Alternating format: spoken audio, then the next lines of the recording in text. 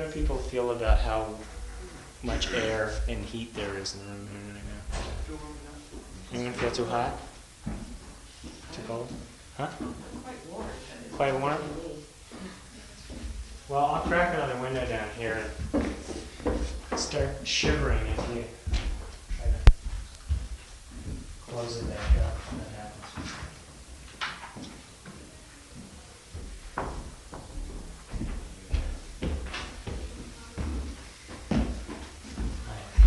Everyone's here, we're just going to wait for Molly to come back up from the parking lot.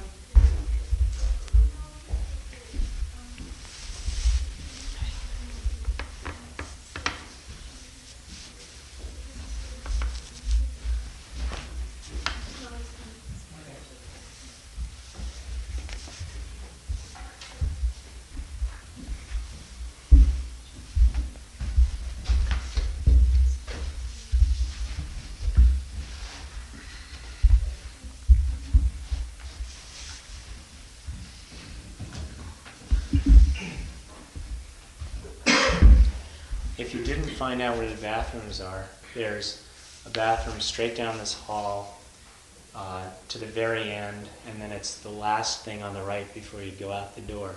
Also, there's a whole lot more bathrooms if you go up the stairs. There's only, just before you get to the end of the hall, there's a stair up to the right.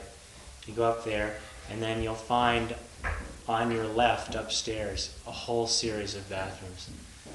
Plus there's a bathroom on the first floor off the reception area, again on that end of the building. It's okay, it's fine for people who have shoes on now. When we go into the sitting room, we usually leave the shoes outside here.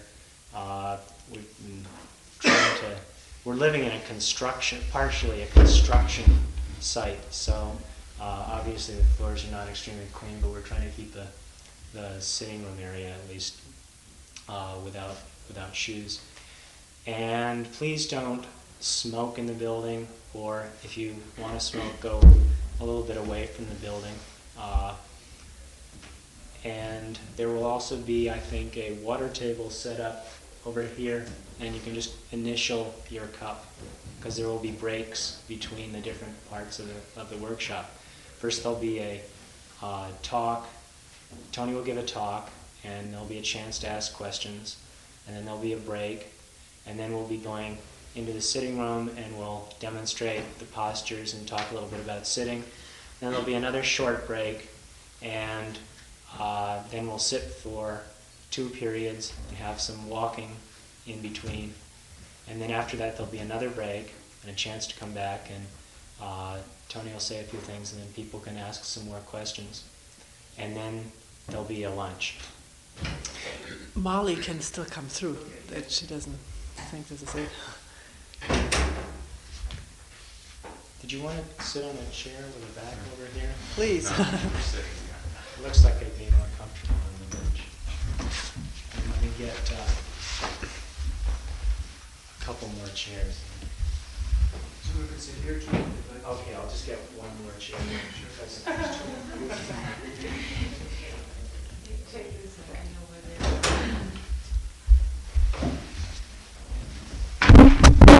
Oh, sorry. It's okay.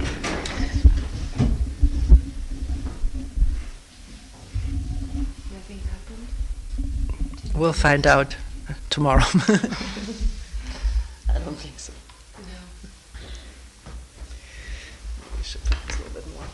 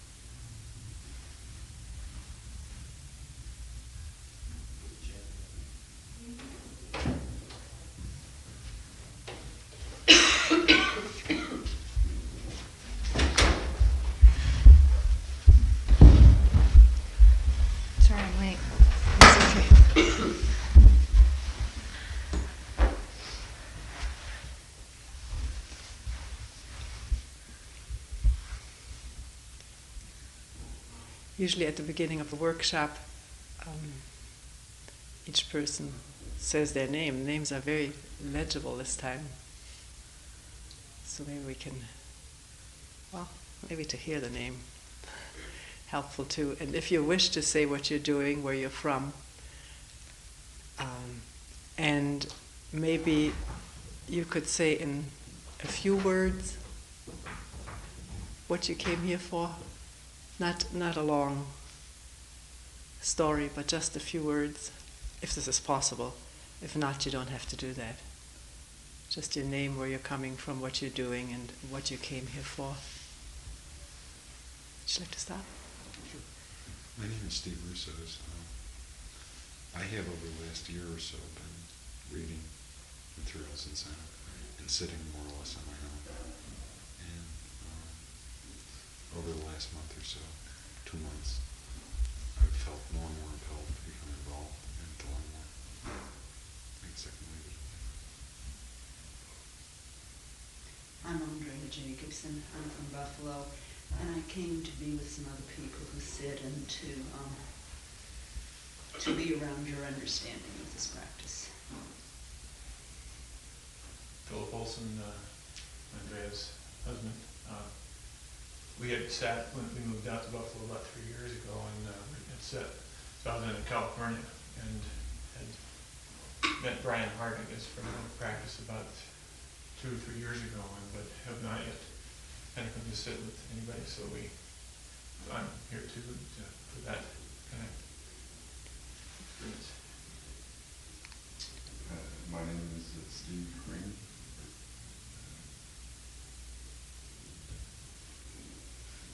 That's all I know.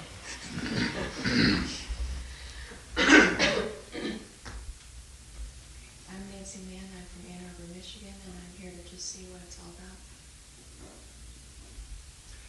I'm Fred Strickland. I'm now living and working in Meadville, Pennsylvania, and kind of in transition from what I've been doing to I don't know what, and here is part of that process. I'm Debbie and I work here. I'm Nicholas, and I'm working as a physical therapist in Bradford, Pennsylvania. I'm here to enhance my understanding and experience of Zen. My name is Kevin, and I work here. I've been away for about 6 months and just got back and traveling, doing carpentry. I'm Graham Llewellyn. I'm an obstetric nurse in Rochester. I'm Carol Gaines. I'm a nursery school teacher, and I went to a few talks at the Zen Center in Rochester, and I'm just learning more about it. I'm Jackie Trace. I teach English at Iowa State College.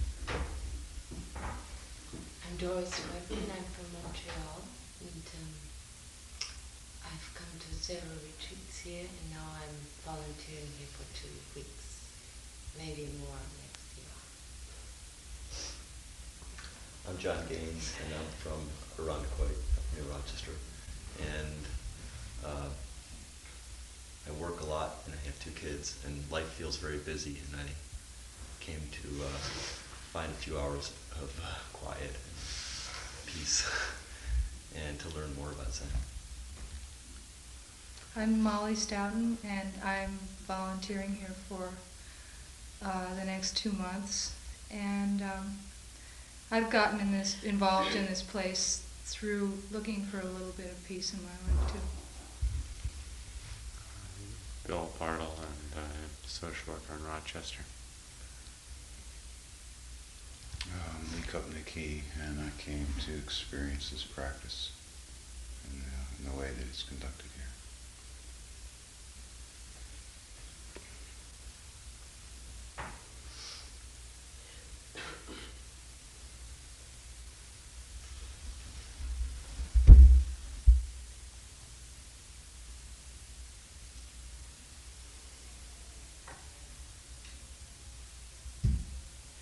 Many people have different words for it. The word practice is used, or we speak about work.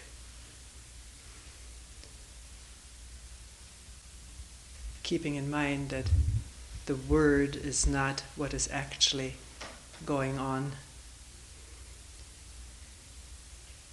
during this brief workshop, these brief hours of being together, can there be an openness of listening?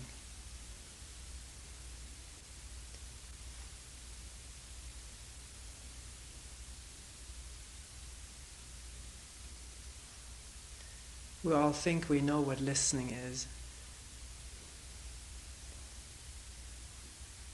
Listening to something we want to hear, something we want to affirm our own position, our own point of view,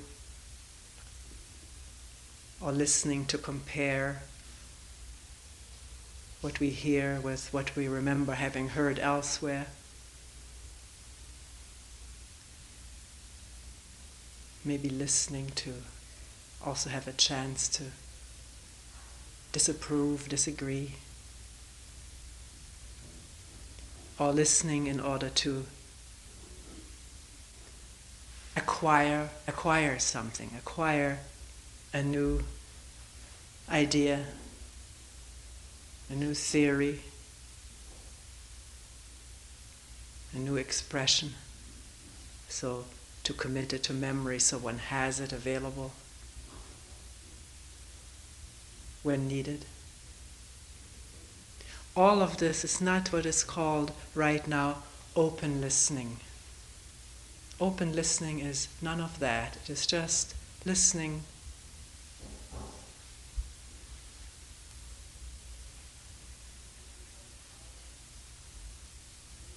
to what is said without taking a position for or against, with a mind that is receptive, without opposition or resistance, and seeing whether what is said can actually be realized or seen for oneself. In other words, not staying with the words and agreeing or disagreeing or adopting them, but to look within whether what is being said and what is referred to beyond the words can actually be seen for oneself without any interpretation, without any help. Because no one can do this for one. This can only happen, let us say, within oneself, whatever that means.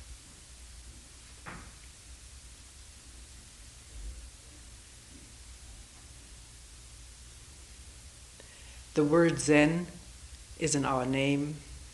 The little flyer that we have put out over the last few years has the word Zen workshop.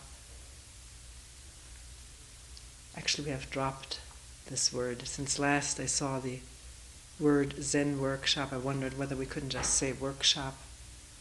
Because here's a word that again stands for so much. One may have innumerable associations already with that word Zen. What oneself has experienced, maybe in a Zen center, or has heard friends talk about what goes on in Zen centers, discipline, or concentration, or koan work, or whatever. Then there's the whole association of the word Zen with the religious tradition of Buddhism. This may be linked closely in one's mind. One may have just read Zen anecdotes, Zen interviews and dialogues and be fascinated by that and want to understand that, what is going on there, have a deeper understanding so these dialogues don't seem so enigmatic.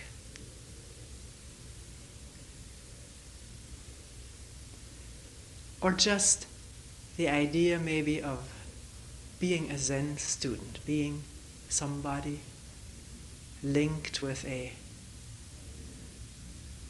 what seems to be to one a venerable tradition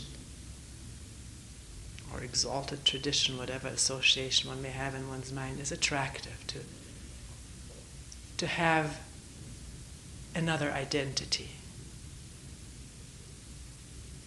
in addition to the ones one has already got, or in place of some which one would maybe discard and adopt a new one.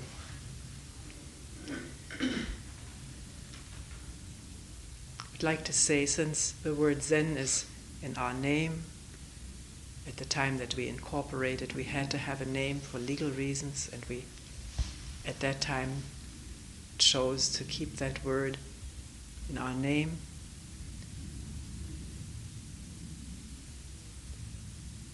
Even at the time,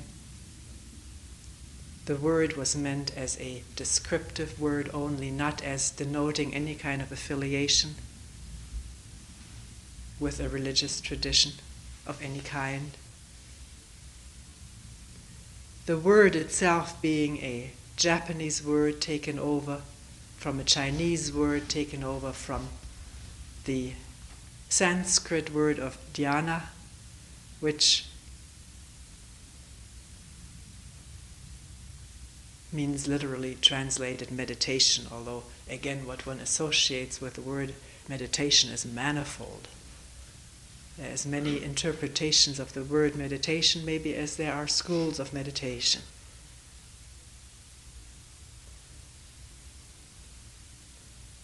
Here, even though I do not use the word Zen,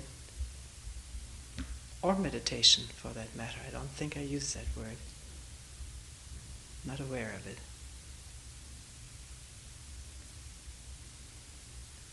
But if you say, well, what does the word Zen mean to you after all? You've got it here in your book and your name. Can it point to a mind that clearly understands itself from moment to moment?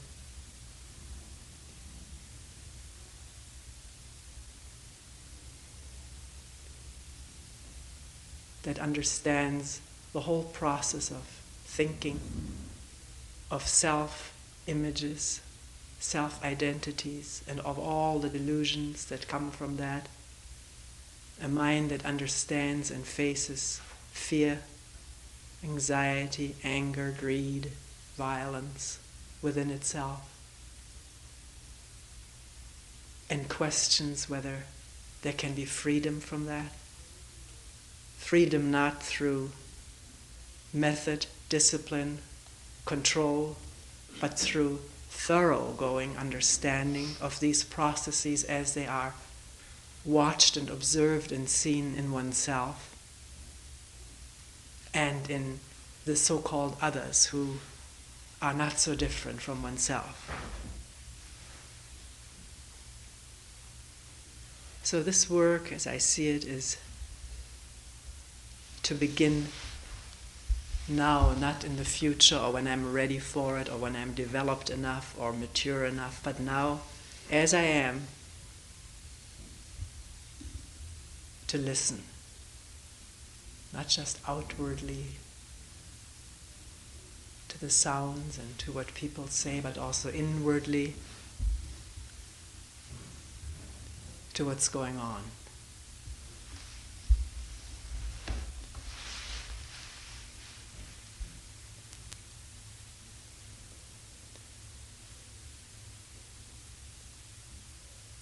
Why would I do that? Why would I want to do that?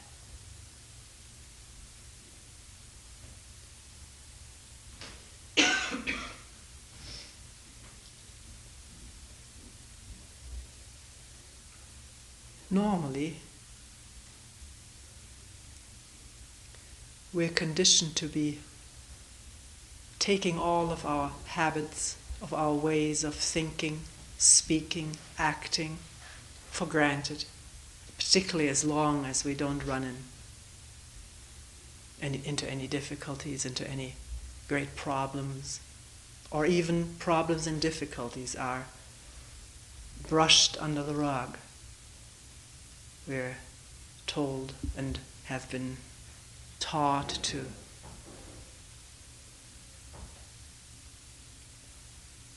distract ourselves. Not just with entertainment, although that is an ever-growing, enormous chunk of our life is entertainment, but also through work, through becoming a successful something, somebody or other, to excel in school, to outdo others.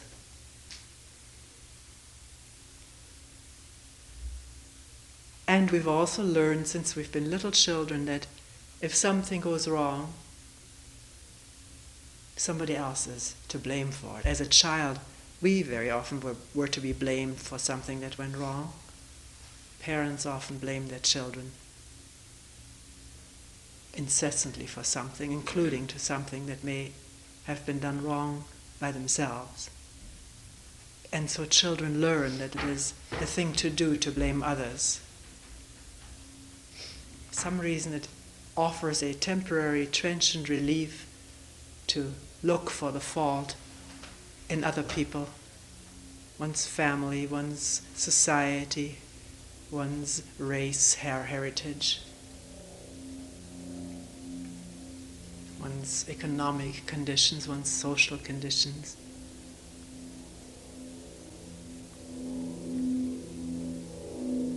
And if one feels uncomfortable or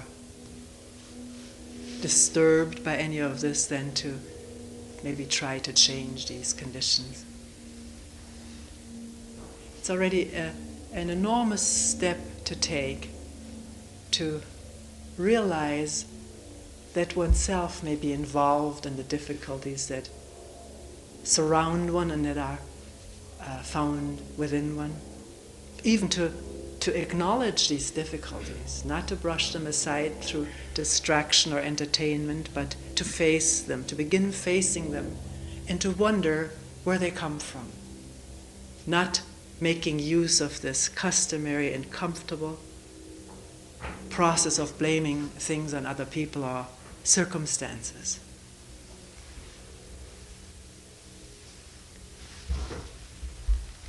But to watch and listen within, to try to find out how this human mind ticks within this human body, and what the consequences of this ticking are.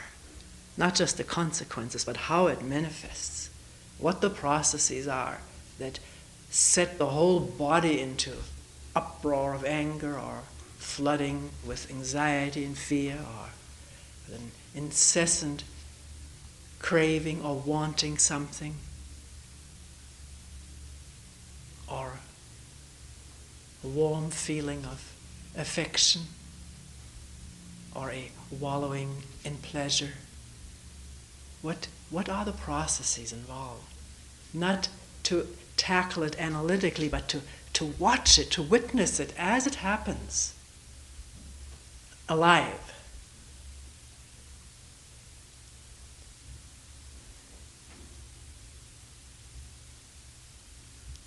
That means there must be an interest in this.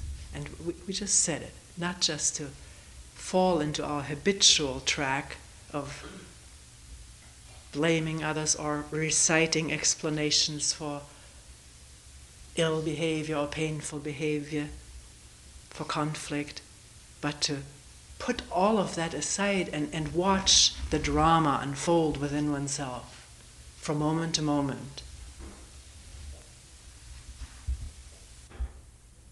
And can that happen, that watching the unfolding of the drama of oneself, can that happen with the same kind of listening that we referred to in the very beginning, namely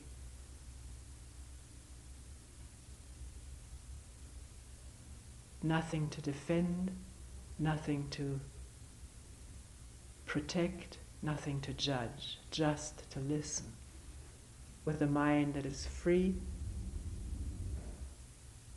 of opposition, points of view, moral or otherwise, just open to see.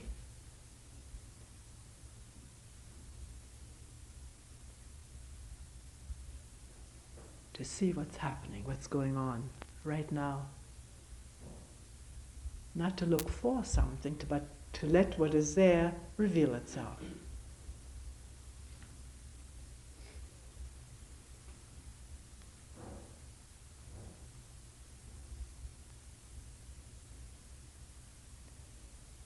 I think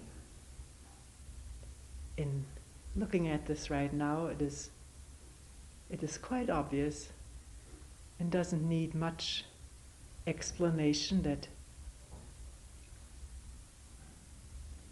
it's very helpful to have a quietness in which this looking and listening takes place, an inner quietness. Maybe periods during the day or a period in which one sits motionless. Not motionless sitting in order to fulfill spiritual requirements, but because if one wants to hear something or see something very precisely, very carefully and intimately,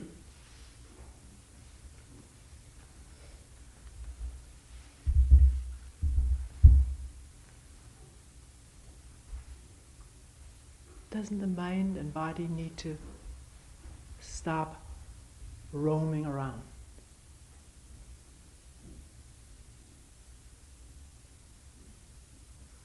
Right now, if I want to listen to the breathing, I'll just mention this as an example, because all of us are breathing every moment in one way or another, in or out, or maybe holding it momentarily. If I were to ask myself, what is this breathing which I've taken totally for granted all my life? I've called it breathing, I've had some ideas physiologically what happens when I breathe, and the oxygen in the blood and expansion of the lungs and so forth, but these explanations are not this process that is taking place right now. And can that be felt, experienced, observed, listened to? The word is not the doing of it. Can that happen right now? Irrespective of what I know about it and what I may label this process, let's put that aside and just listen.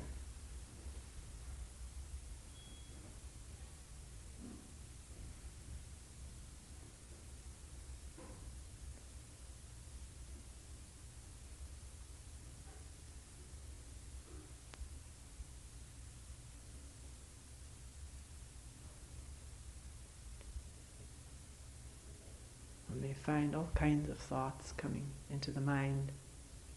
How am I going to do that? How does she want me to do that? Is there a good method to do it right? Am I doing it wrong? Or I can do that, I'm pretty good at it. All of these thoughts are taking the attention away from the simple fact of breathing. And the thought process is remote. It is real enough, but it divides the mind. One is sort of in a cubbyhole with one's thoughts about oneself, one's success and failure. And from that issue all kinds of emotions throughout the body. One feels one is doing well, there's sort of a burst of energy, which is physiologically explainable, what all happens in the organs and glands and muscles when one feels one is doing well, and likewise what happens throughout the organism when somebody says you're not doing well, you can't keep up with the rest of the people, everybody is outdoing you.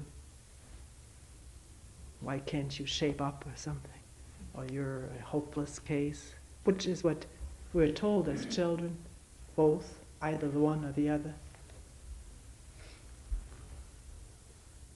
From that form images, and our attachment to these images, attachment meaning not necessarily that we love them, but we can't let go of them. We think this is what we are, and this is what preoccupies the mind, and you will find as you sit, maybe just trying to listen to the breathing experimentally, that self-images or ideas about oneself constantly occupy the mind in one way or another, grossly or subtly.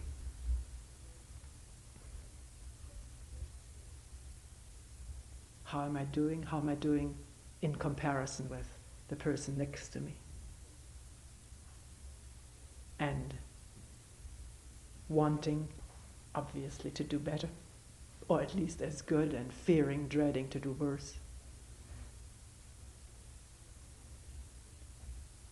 Feeling sort of allied to people who have a similar self-image, feeling separated from people who have a different one.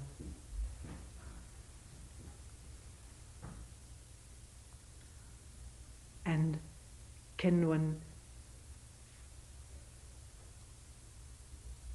look whether this process of image making and image attachment, image defense, because if our image is attacked, we defend it. We think we're attacked, personally. Almost like a physical attack. Somebody hurts or slights or insults our image. It can be tremendous pain or anger, even rage, resentment, grudge, occupying this whole physical, mental system. And can one see that this is not so different from what ails the whole world scene? Or just to take an example in a location like the Middle East, just in one city, one small city, like in the city of Beirut, people are and have been killing, massacring each other for years on end in the name of their own images. Shooting not human beings, but images.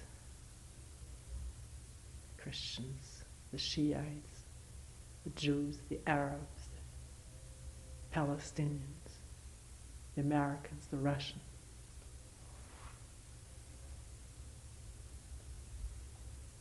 In other countries it's different identities, but it's entirely the same process. Just talked recently to an Indian woman who told me about the country of Sri Lanka, which is a Buddhist country with a large Hindu population. Something that one doesn't hear over our news, it doesn't make the news here, it's too unimportant. But there are massacres going on there between the Buddhists and the Hindus. Two religious faiths who have prided themselves on their peaceful religion.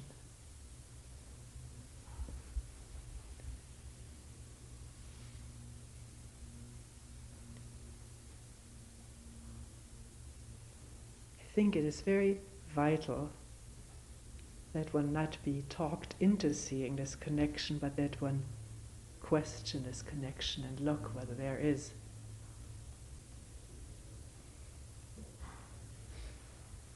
this link between what happens in one human being and what happens in the world, which is also not an abstraction, is not a round globe, but it is hundreds of millions of human beings living together in very arbitrary units to which one is attached by indoctrination, by earliest indoctrination and false or propaganda, to defend one's national or religious image with one's life. Children are already indoctrinated to be soldiers, I think in every country in the world. Sometimes just the boys, in many countries both men and women, boys and girls. And just the other day trying to get a Christmas gift for a grandchild, grandson, I was amazed to find many toys which are sort of little terrorist devices of blowing up bridges. In a country which is so publicly proclaiming its outrage at terrorism, and yet having this on the shelf for the children to do its battery operated. Let alone all the war games, video war games and battery operated things, and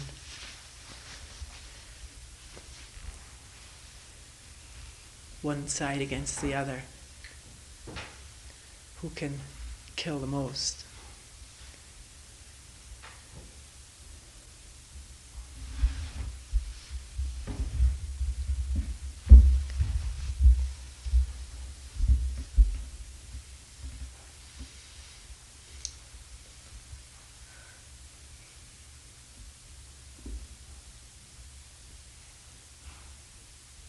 So is there any question in the mind as to how this mind has come to operate like this?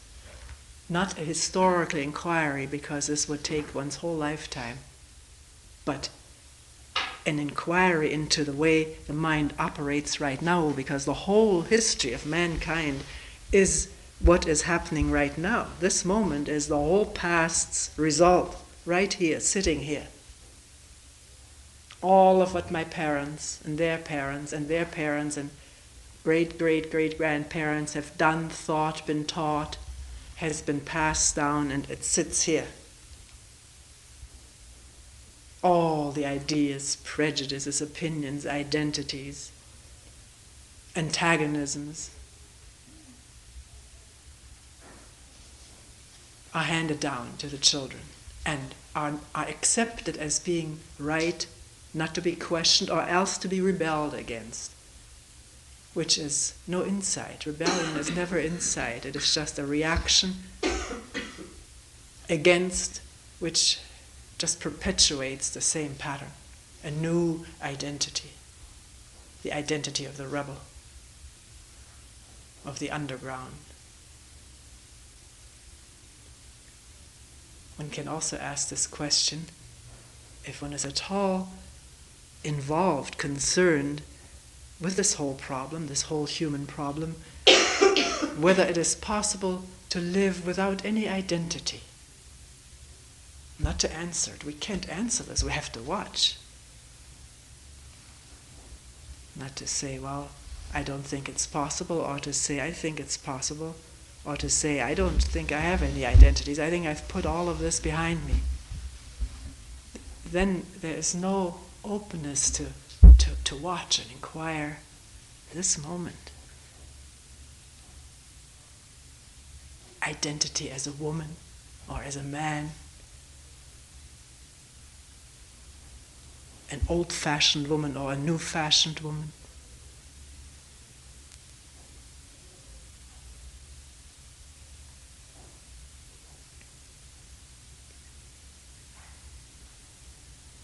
Recently I was with a group of people who was in the hospital, and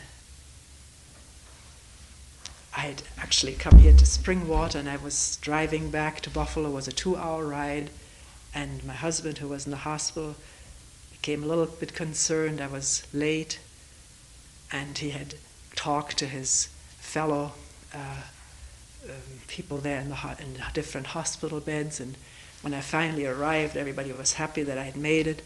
And one man said, well, women just aren't good drivers. And there were two women who were also visiting their husbands who were immediately in the fray, outraged over the statement and trying to put down the men for what they were doing.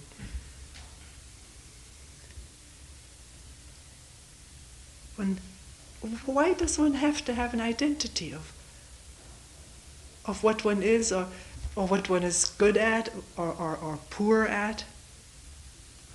One may not be a good driver, but just to see that. Why do we have to either generalize or take this generalized image onto ourselves and then defend it? Who are we without all of these labels pinned to our shirts and sweaters? I don't think the surface of our clothes would be enough to hold all of our identities. If we pin these labels to ourselves. And if we feel, as we do so much, that we're so self-conscious or living in such a straitjacket or in such conflict, because within oneself different images are also in conflict, not just the Christians and the Muslims, but within oneself there are conflicting images. Can one begin to look at that, not interpret it or explain it or derive it historically or say we have to get a better image, get rid of the old ones and get a new one, but just to observe, so that one observes what ails all humankind and encloses us in these tight little compartments in which we have to live antagonistically with each other, or at least out of touch.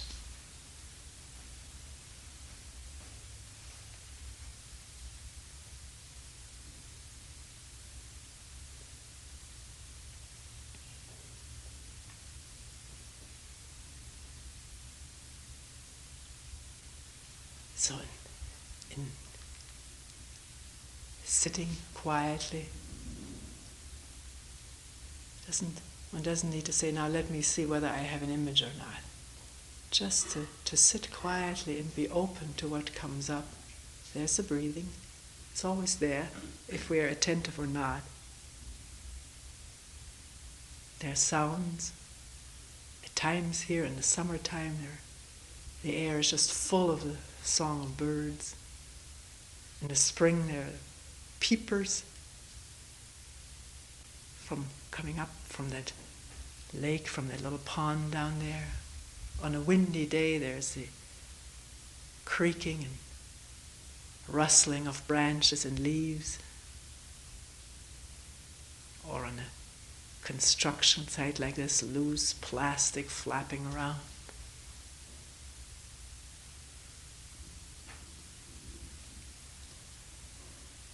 Can there be this openness to everything that happens inside and out? If a knee hurts, or just the touch of the seat against the cushion, just to allow that into awareness without making a thing out of it.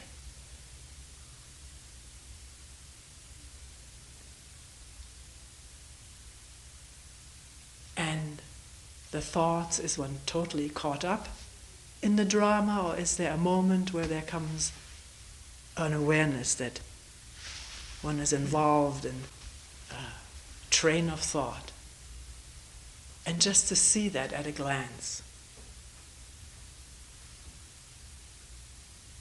At that moment of involvement, there was no awareness of the breathing or of the birds, or of a bulldozer, or the pots in the kitchen. There's just involvement with the thoughts, and oneself usually in the middle as the victor or the victim. Just choosing that as an example. Or there may be nothing. The breathing is there, the sounds, but if nothing comes up, mind quiets down, slows down, then is one trying to make something out of that? What's happening to me? Is this the emptiness? This immediately becomes a word, a thing, and with that, a split, a separation, and the quietness is gone. There's a new self-image. I've felt some emptiness. Just to see that process going on with a mind that is not judging. Is that possible?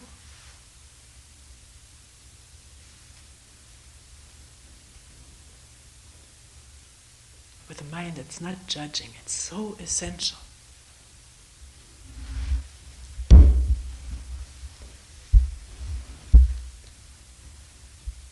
If one says it's my mind, then one almost is impelled to judge. But if one realizes one is listening to the human mind as it just manifests here on this, in this body, not immediately identified with my good mind, my bad mind, but just the human mind, then maybe it's much easier to observe and listen without judgment immediately causing conflict, disappointment, or energy boosts when one thinks one is doing well.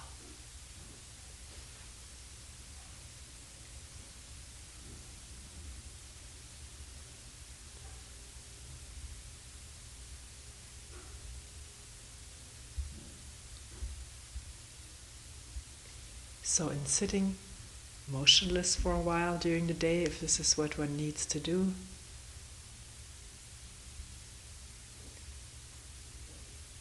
open to everything without immediately doing something, without doing anything. Just this openness. Let's say you're sitting a little bit later in the sitting room and there's a spasm or some pain in the leg.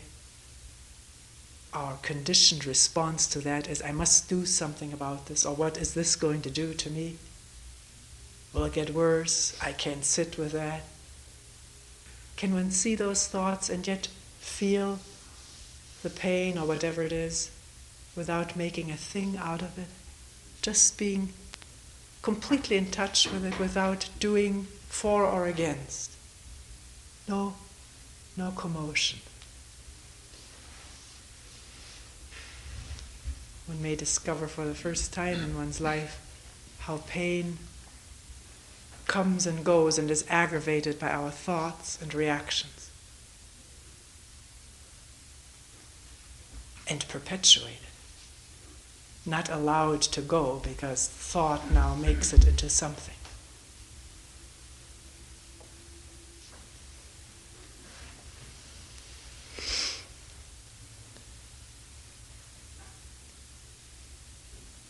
Maybe I've talked enough and be good to have a chance for you to ask some questions, make some comments. Something didn't understand, or say, wait a minute, let's look at that again, or whatever you wish to do. Yes? If we go through this process of quieting the mind, then what is the outcome in terms of our personal experience? You say, if we go to this process of quieting the mind, what is the outcome in terms of an experience? Yes. Is that what you're what is interested the in? value of undergoing this process, and in terms of our social being, and what actually happens individually? How does it change our individual experience? How does going through this Yes. change our individual experiences? Now, are you really interested in this? Do you really want to find out? I'm not being facetious. I mean, is this really a burning interest to you? what is the result? Will this change? Well, you said, will this change our social interrelationship? How will it? I guess perhaps, to some degree, I just feel compelled to do it regardless. Regardless of what the outcome will be. Yes. Because if you're concerned about the outcome, you're into speculating and not into looking. You may feel impelled to say it will probably not have much of an outcome, or if you're an optimist, you say it must have a good outcome, but what difference does it make? What is important is to find out what goes on in the mind and to see if here in oneself there can be a profound understanding. Wouldn't you say that a profound understanding of how this mind works is already a change? Yes. Rather than flowing with the current of one's habits and conditioning? And to the extent that one human being understands this current without just being swept away by it, wouldn't this human being also understand the current that sweeps away everybody else's mind? And therefore not antagonism to those people, but a real compassionate understanding? I don't know. You have to find out whether this is how it works. As long as it remains theory, it's just one more of the 10,005 theories that we've accumulated since we've begun to theorize about human behavior. Do you also see that the human mind, as you expressed it, is so conditioned to want a result? Tell me what the result will be, and maybe I'll submit to this.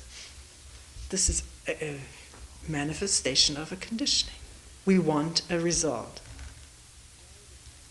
But because we constantly are driving ourselves toward a result, we are not aware of what's going on. We're not aware of the driving even, of the compulsions within us toward that result that we want, that somebody has promised us.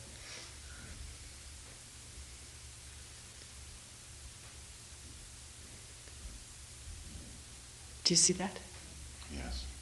The effect of establishing, asking somebody for a result, that person may say this and this and this will be the result, and may be very attractive to you.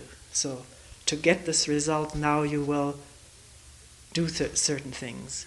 But is one already aware of this process going on? Doing certain things to get a result.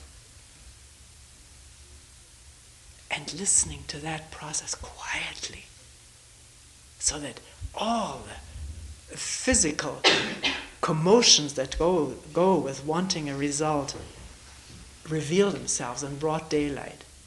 It has got the whole body in motion. I got to get this done. I got to get this accomplished. And I got to be there first or better than somebody else. That all comes into. One conditioning links up with our total conditioning. Everything is interlinked in this body-mind. It is provable by neurology, physiology, psychiatry. But is awareness of this process, is that also connected with all our past conditioning? If it were, there would be no possibility for clear awareness. It would be always the conditioning looking, our conditioned outlook on myself, on others. Maybe I'll change my outlook, but it's always an outlook, a conditioned thing.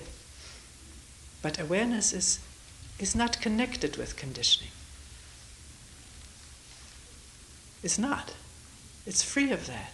It's still open, because there's no me in that. Not I am looking, but there's awareness. Listen.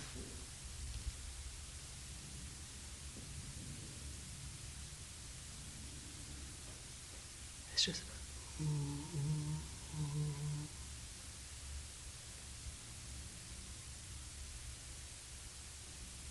Or do you feel, I am hearing that?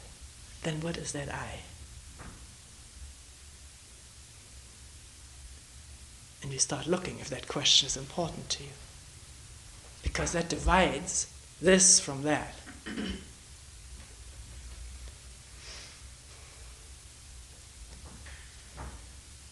I don't like that sound.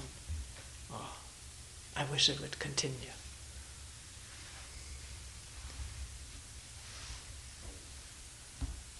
Which is all thought.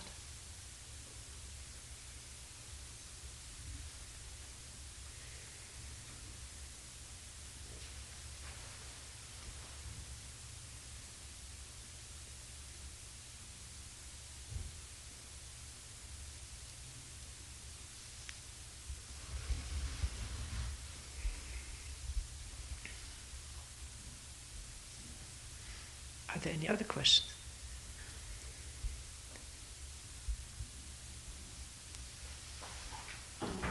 Sometimes when I'm sitting, sometimes it's really peaceful and I feel very aware. Sometimes what I'm aware of is a lot of pain and a lot of turbulence inside, and I feel like I put a value judgment on the times when it's painful that isn't as good as when it's peaceful. How can I work with that and accept it? Yeah. Your question is how can I accept it? But maybe awareness is neither accepting nor rejecting, which is not easy because we constantly either accept or reject. It's almost built into our whole wiring system. We cannot see something without bringing our own rejection or acceptance of it or approval of it into it. In other words, bringing oneself into the picture. Can that be seen or listened to without knowing whether this is right or wrong? Can only happen if you start from not knowing whether it is right or wrong. Whether it's right or wrong depends on the way you've been brought up. How can you get away from that? We don't know. We don't know how. Is it possible to get away from it? Are you interested? Yeah.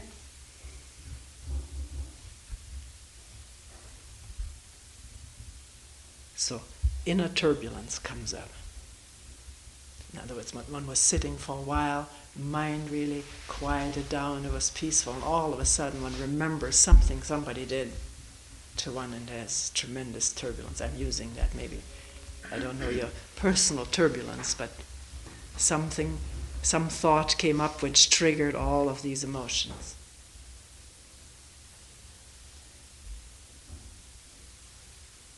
Let's say you were a scientist who's interested not in order to write a paper or win the Nobel Prize, but really truly interested in the whole process of turbulence within the human mind. And you realize the best laboratory was here.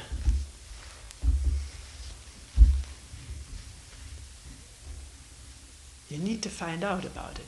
Do you realize that if you judge it, then you can't listen to it properly? If you say it's bad or I want this to go away, how can you examine something if you want it to go away? It's impossible. Then what is important is your wishes for a more peaceful state of mind, but not to find out what this turbulence is all about. To be with it like one is with a sick child. I'm not trying to label the turbulence as sick. It's what it is. What is it? And can the mind be so attentive, interested, that it will notice these little judgments that come up. I want this to go away, I don't want to have it. And in noticing them, one isn't caught up in them. It's only when you don't notice it, you've already judged and you've already wanted it to go away, and then you're moving in that current.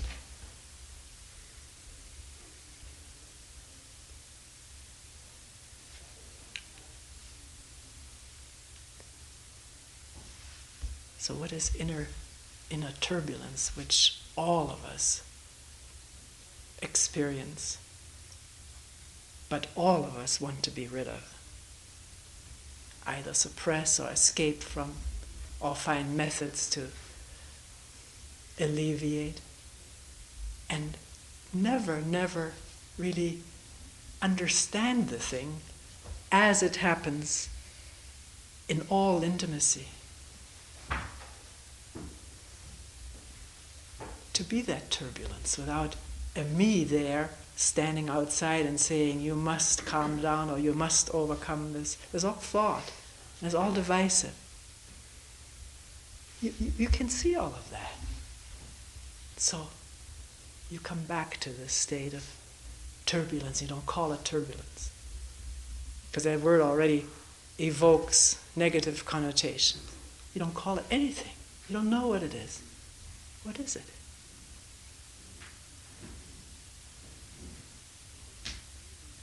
And if you ask what is it and you really mean what you ask, you have to listen.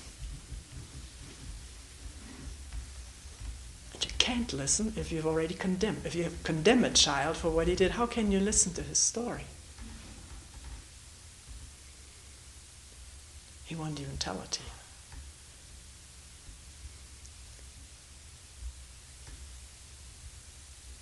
He'll repress it.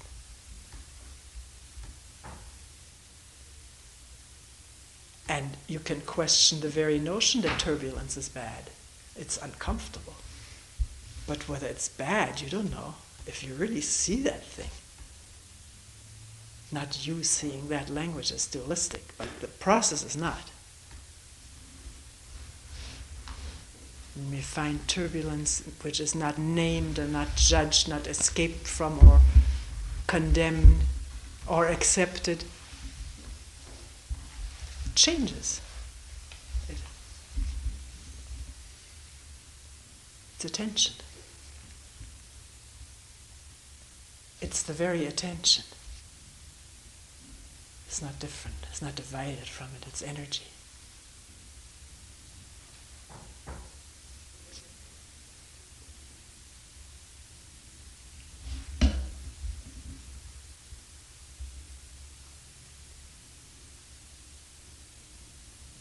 Or, in sitting down, you can also ask yourself, what brought this about? How did this, because we have these enormous gaps of attention, of inattention. All of a sudden we're faced with something and weren't aware, what brought this about? If you want to really know what brings about these states of turbulence, you become very carefully attentive to what preceded it. So you would want to look at the history of how this turbulence was coming up as you're sitting there? I mean, I don't mean long history, I mean the moments leading up to the awareness. Can you evoke that? Can you evoke that in the mind? Or is it lost because one was just not attentive? There's no accurate memory of it. But if you sit down, you may find there is a pretty accurate memory of this led to this, and this led to this, and this led to this. It's not analyzing it or interpreting, it's just looking at what the memory has recorded about the whole process that led up to it. And you can see it at a glance. Mm-hmm. If one is willing to do that. The image may be in there wanting to blame it on someone else, or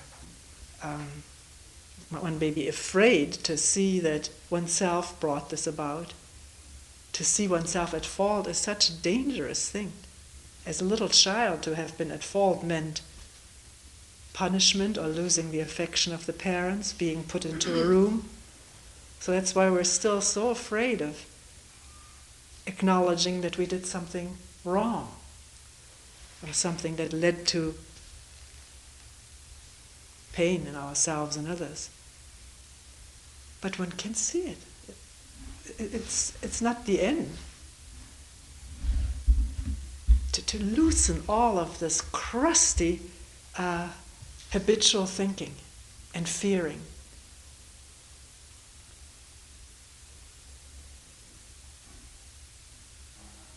Fearing the consequences of looking.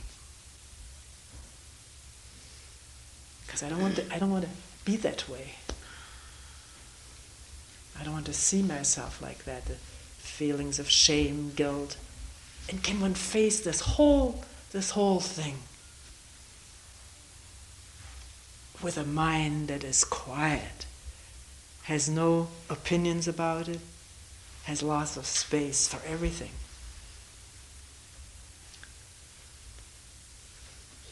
Is it not possible that if one experiences feelings of turbulence, it is a sign that something will happen in the future? Is it?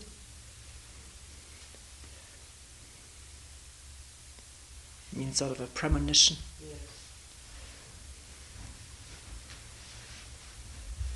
Find out, if you're interested, whether this turbulence has to do something with what happens. I wouldn't believe in it, or I wouldn't make a assertion about it, but if you're interested, find out, you can look and observe it.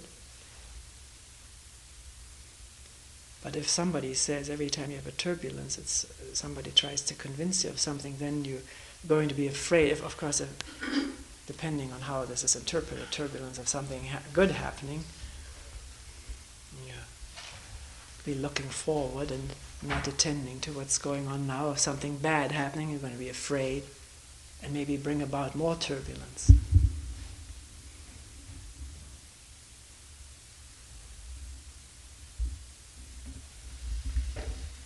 And what is this something happening in the future at the moment of turbulence, as far as the mind is concerned? Is there such a thing as the future? At this moment? That there tremendous turbulence inside? Pain, fear, upset, agitation. At this moment, what is the future?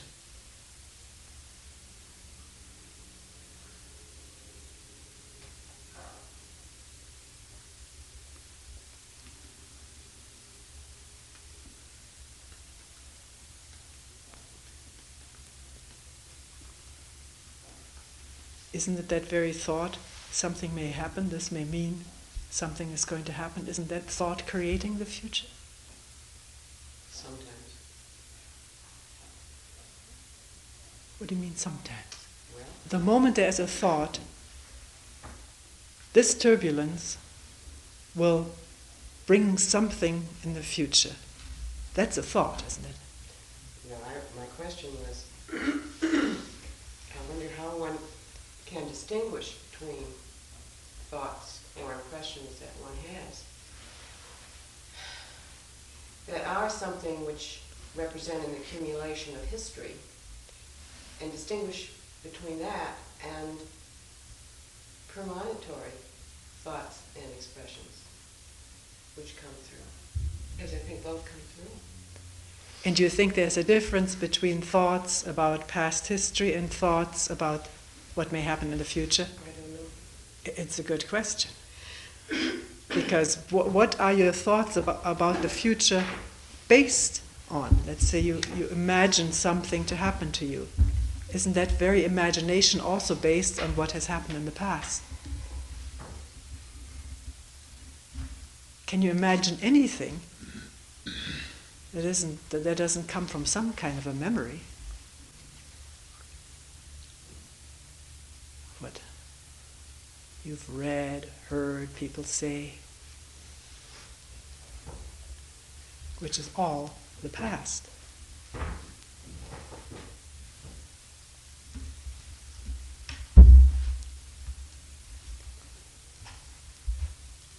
Because thinking that something may happen in the future, we may act in such a way that it actually comes about.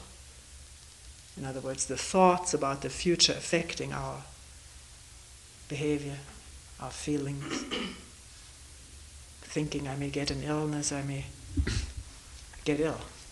So scared of it, and symptoms start appearing.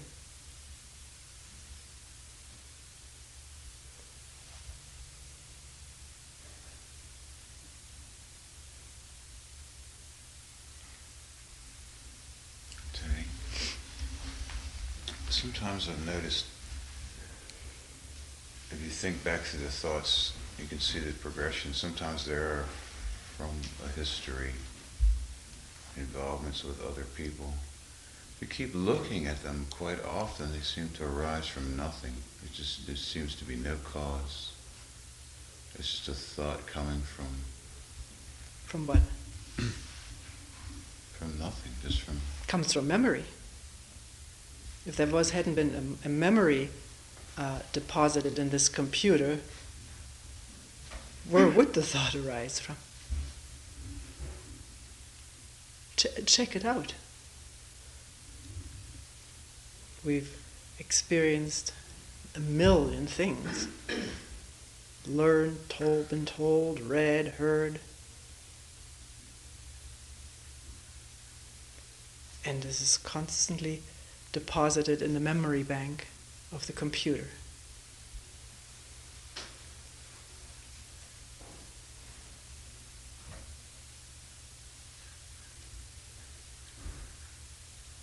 So they seem to be very spontaneous. There seems to be oftentimes nothing happening in the present that brings a particular thought on, or a series of thoughts.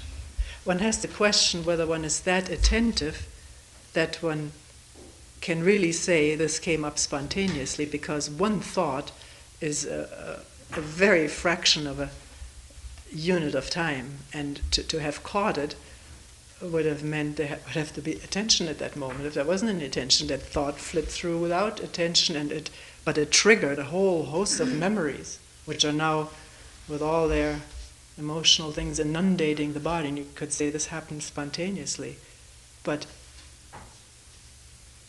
something may have triggered a thought. Thoughts, memories are all interlinked, and something reminds one of something that one remembers. This is a whole network here of synapses. I don't know all the technical terms for it, but the classical first experiment was the bell making the dog salivate. Dog, if you asked him, he would say, "Why do I salivate at a bell? This comes up spontaneously. I'm hungry for the food," but something has been wired now into the brain that a bell is associated with the food.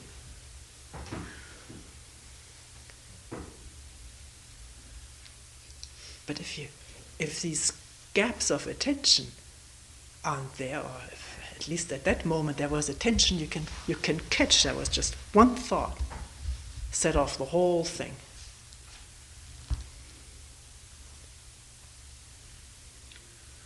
Well, what is the common thing amongst all thoughts that they even arise? Why does thinking even arise? Why does thinking arise?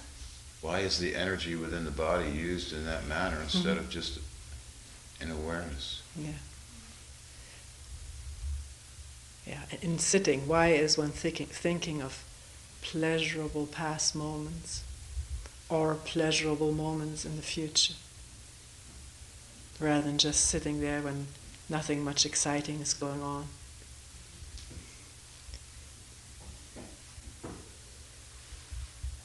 Or fearing what may happen in the future? Is there tremendous attachment to the sensations from pleasurable thoughts? You have to ask that.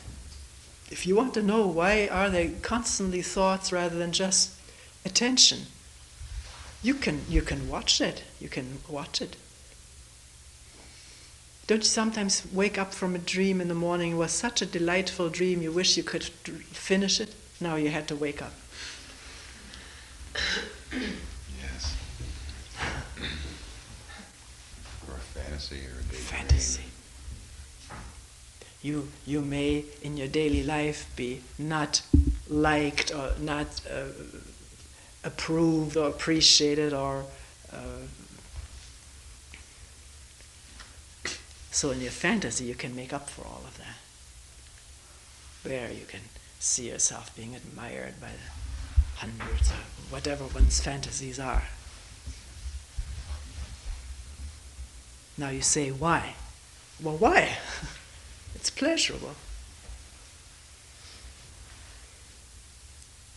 And it may be a distraction from a fear that came up that there is really nothing to me.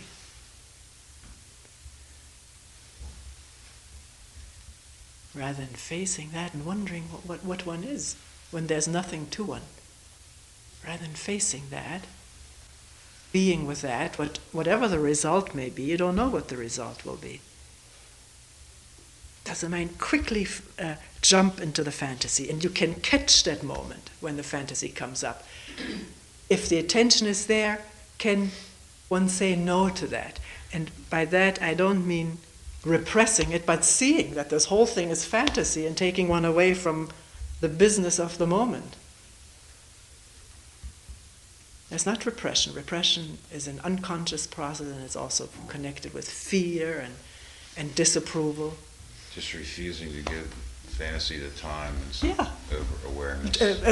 Awareness will take care of that. There has to be no decision made when there's awareness, and you see the whole thing of going into this tunnel of fantasy. You've done it before, so you understand, you see the whole thing. But you may not want to be with this aching hollowness of this moment, being nothing, then nothing exciting happening or so. But you may, like we talked with before about the turbulence, you may wonder, what is this really? I've really never looked at this, and it seemed, no matter how many fantasies I seem to drag it along, it always comes up again. A rude awakening, and there it is again. So how often will this repeat itself before one just sits down and is with it? Because there's no choice then. You talked about attention. My question would be, I found I've done sitting on and off, and found that the problem was that it was very easy to think of attention when I was sitting. Things were quiet. But during the other hours of the day, it seemed like everything just went puff. Yeah. And that with other people making demands Yes. and asking questions and losing the ability or willingness or whatever to pay attention. To listen. I'll become so involved that all of the churning and changes, whatever you want to call them, they seem very unpleasant sometimes, take over, or we let them take over, however we want to put it. But wouldn't you say that there's no reason why one can't suddenly wake up out of this churning and sort of stop in one's tracks and just listen? What is going on right now?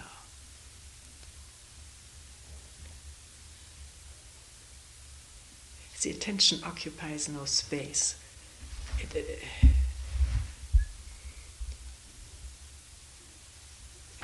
And it has no cause. It can happen at any moment.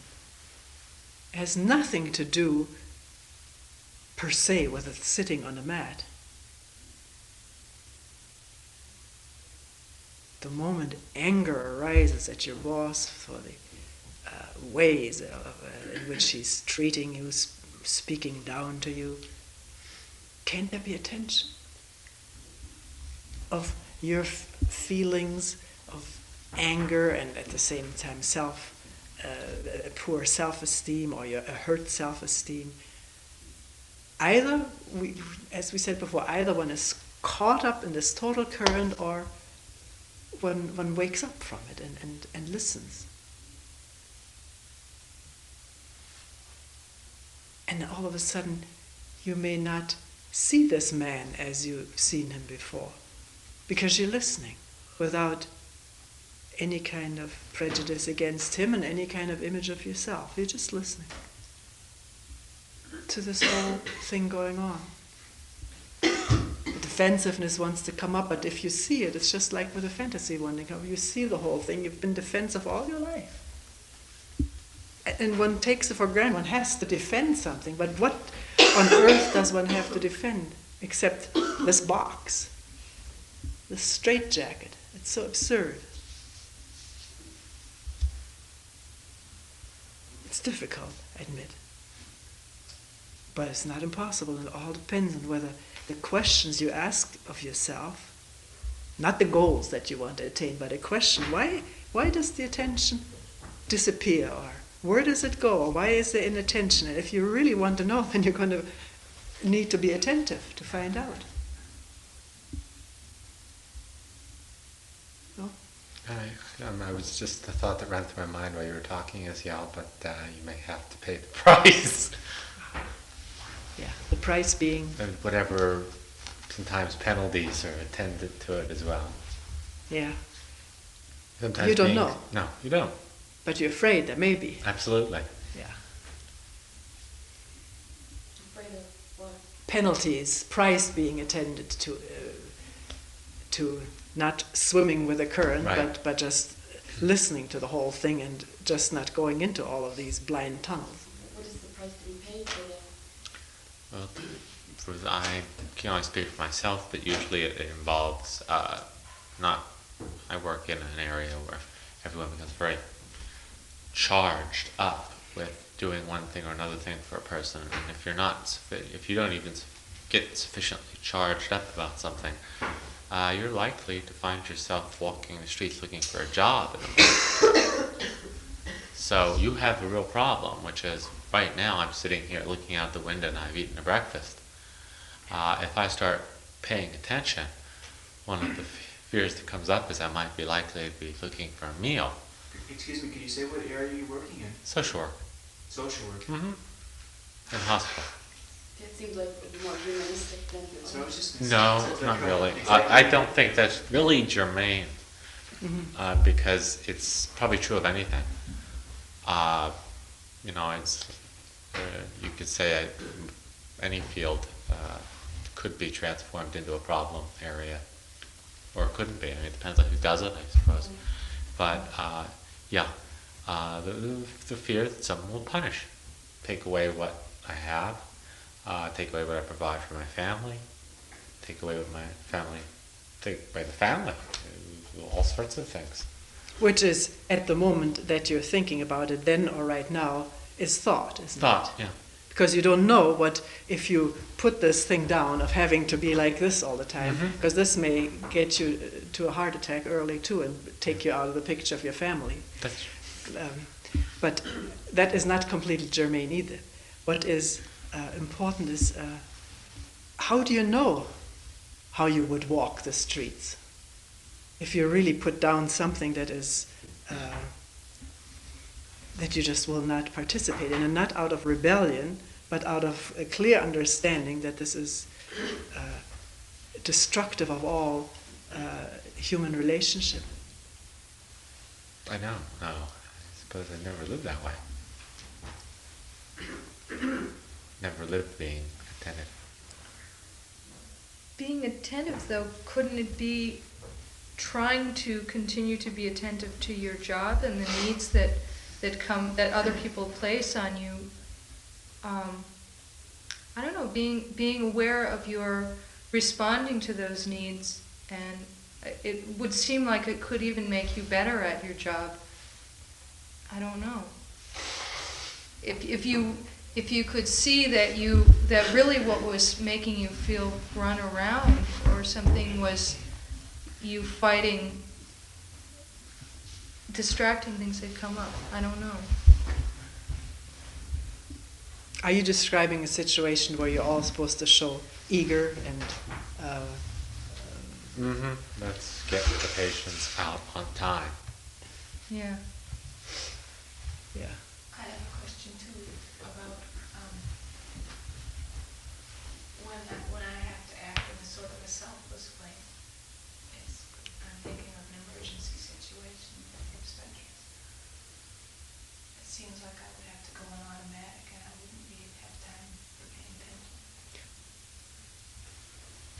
Wait a minute. Could you go a little bit more into that? If you have an emergency in what is the field obstetrics? Delivering a baby? A baby that isn't breathing. Yeah. What do you mean by going on automatic? You don't mean dreaming or fantasizing. The series of things that person does, suctioning oxygen, things. I mean, applying what you know will help, what you have learned will help in this case. Is that what you mean?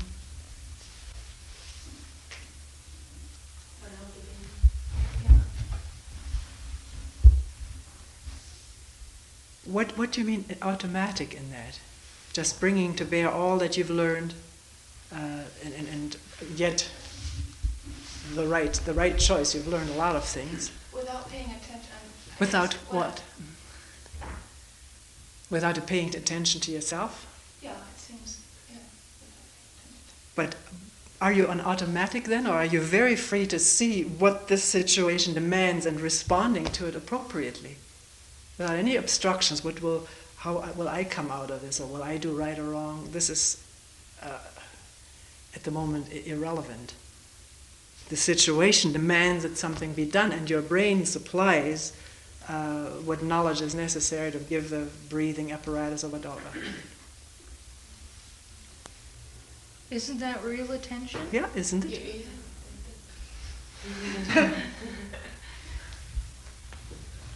Not all absorbed with your own problems.